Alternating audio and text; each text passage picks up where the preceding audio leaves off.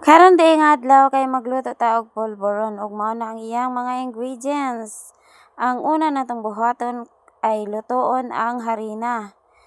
Hulaton gyud nato na siya nga mag-brown ug dili na nato siya biya-biyaan para luto gyud siya tanan. Inana brown na ato na nang ibalhin sa sudlanan og ato na pong butangan og sugar. Depende na lang sa imo kung brown or white sugar ang imong gamiton.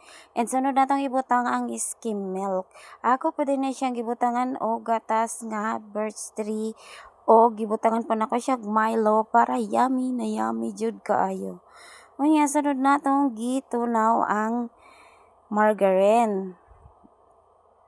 Kay mao man gyud na siya ang pang halo sa polvoron og ang lard.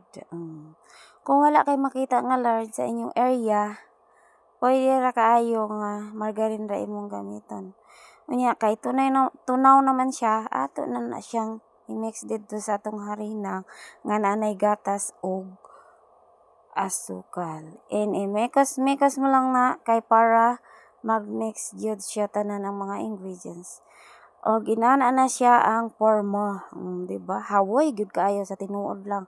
Pwede nang sakita sa kumbukton og inukay ana. Pero wa tay mahimo kay pobre man ta di unta anak og kontraktor char. Unya naana naghulma nako og nagputos.